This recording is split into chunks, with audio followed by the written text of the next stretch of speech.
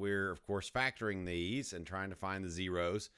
The first step is really to list all the possible zeros, and we do that by dividing whatever our last term is, the no x term, by whatever our a term is, whatever's in front of the very, very first term of that polynomial. So since there's nothing there, that's a 1. So excuse me. So the factors of 10, since it's a 1, we really just need the factors of 10. So the factors of 10 are 1 times 10, right? And 2 times 5. So 1, 10, 2, 5, and that's it, I think. I'm not feeling very well, so hopefully I'm remembering all the things. So these are our possibilities, and for these we also have plus or minus on all of these, right?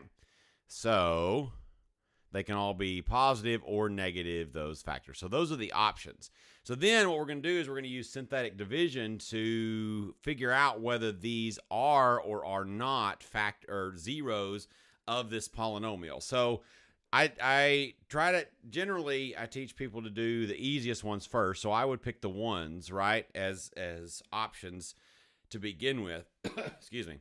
And so I would start by dividing this polynomial by 1. So for synthetic division, we write that number, and then we write all the coefficients of all of the terms here. So we write 1, -6, 3, and 10.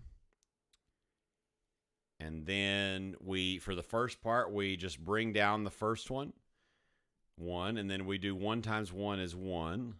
And then we add these up. So -6 plus 1 is -5.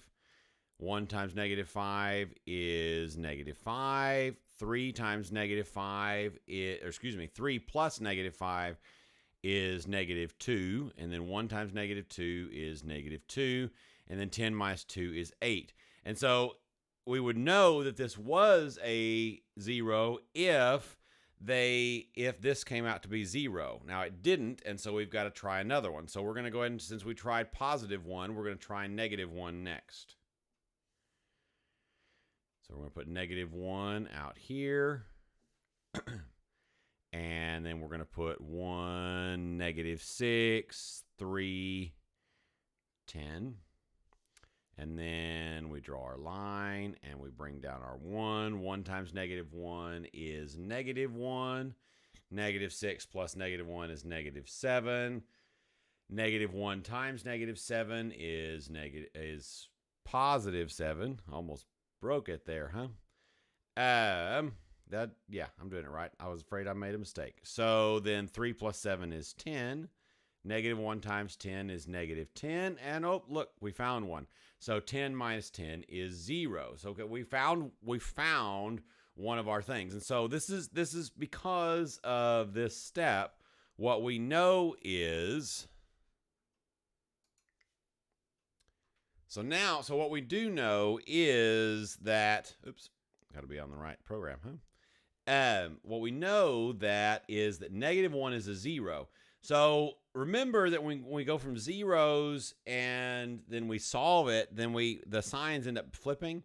So this is the equation. So because of this, what we know is that this polynomial up here, this guy, can be rewritten as x plus 1 times, and then what we do to find the other one is we just bring these down with the proper x's in front of it. So 1x squared, and then -7x, and then plus 10. Okay?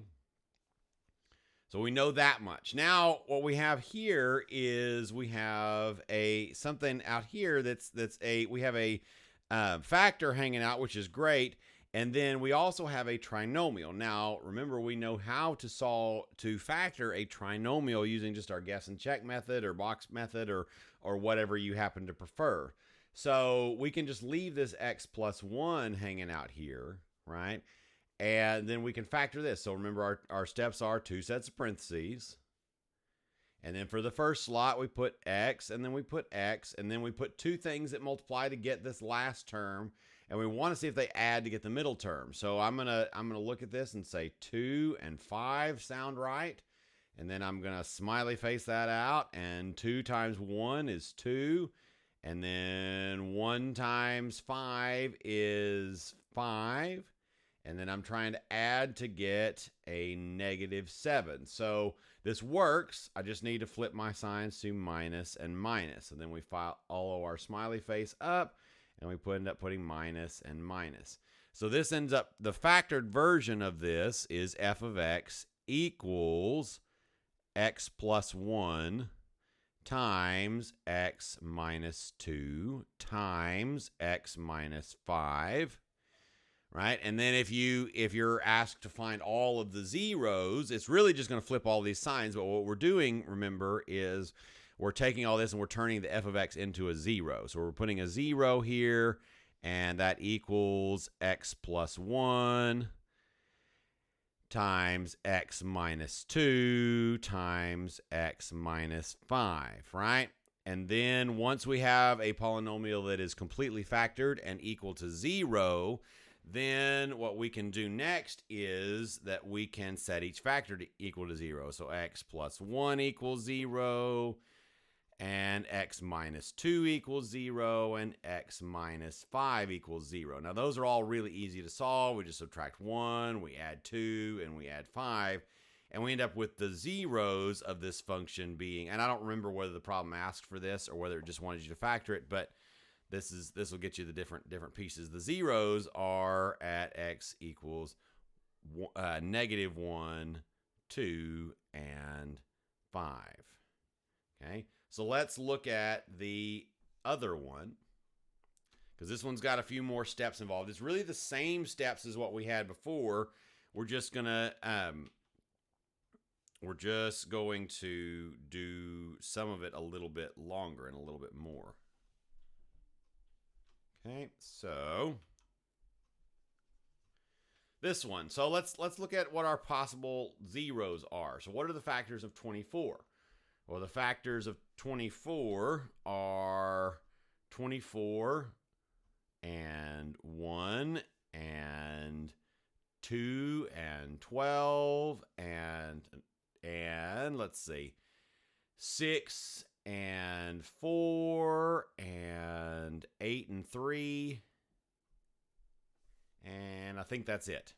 So all of these for our possible zeros would be plus or minus, right? And so, let's take a look at where we're going to start there. So for this one, again, let's start out with the easy ones first. That's usually a good option. So we're going to start with trying to factor by +1, or divide by +1 to see if that's a 0, right? So we're going to write down our leading coefficients. We're going to write down 1 and -4 and -7,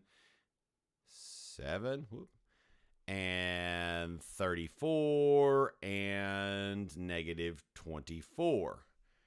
And then the first one we bring down, and then 1 times 1 is 1. -4 plus 1 is -3. 1 times -3 is -3. -7 plus -3 is -10.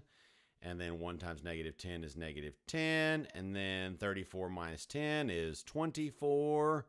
1 times 24 is 24. -24 plus 24 is 0. So that one does work, which is great. So again, what we can do now is we can make this into x minus 1 times x cubed minus, all right, I've got some hair on my pen. It's bugging me. Minus 3x squared minus 10x plus 24.